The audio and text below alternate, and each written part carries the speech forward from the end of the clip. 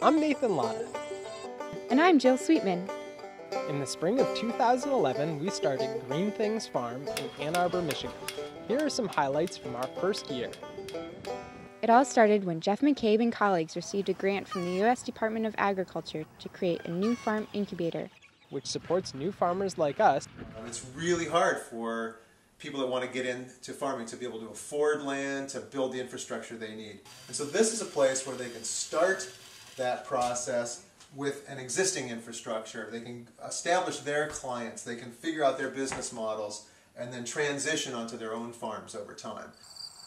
By providing us with 2 years of land free of charge, an advisory board of experienced farmers we can go to for help. Everything that's fresh right now is from the hoop.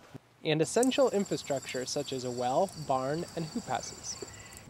They call it the Tilian Farm Development Center, and it is located on 16 acres of farmland owned by Ann Arbor Township, just a few miles north of downtown Ann Arbor.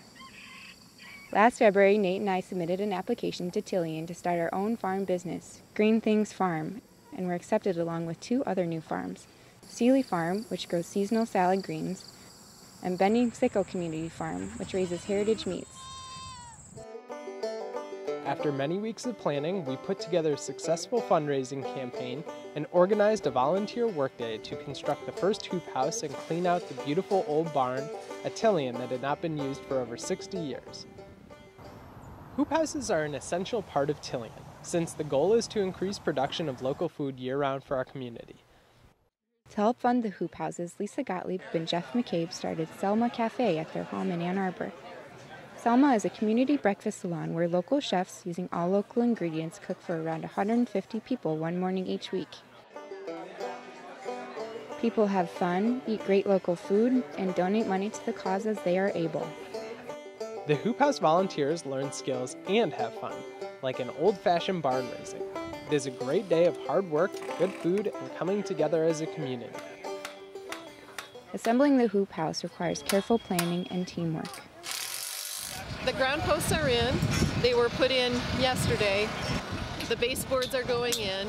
You can see over here there's a jig set up for making the bows, which become the skeleton of the hoop.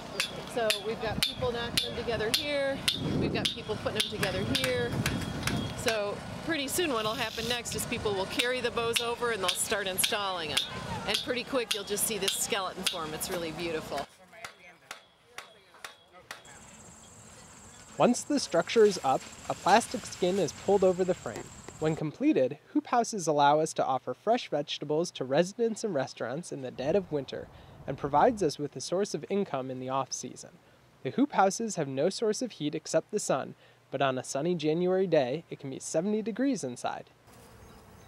Growing food using the safest methods for both environmental and human health is very important to us. One of the ways we protect our plants from insect pests is by covering them with a thin fabric that serves as a physical barrier. The animals at Tilian are raised without hormones or pesticides. Once they are old enough, they are free range and can go in and out of their shelters at will. The electric fences help keep them safe from predators and are moved around the field so they always have fresh pasture to feed on. Our farm is small but efficient. Bee pollination increases productivity. We space the plants close together for fewer weeds and easier harvest. And we use drip irrigation to prevent unnecessary water evaporation. Tilian provided the new farmers with funding for a wash and pack room. To rinse off the vegetables, we brought in a big tub and powered it with a jacuzzi motor. Then to dry the greens, we spin them using the spin cycle of a clothes dryer. We reuse materials whenever possible. For instance, our refrigerated cooler once served a restaurant, and our chicken coop is made from salvaged lumber. Since much of our machinery was purchased used, we've learned a lot about fixing things. Even though we only used about 3 acres, Green Things Farm has grown a lot of great food this year, which we distributed through a vegetable CSA. This stands for Community-Supported Agriculture. People either buy a half share or a full share, paying us in the beginning of the season. After that, no money is exchanged.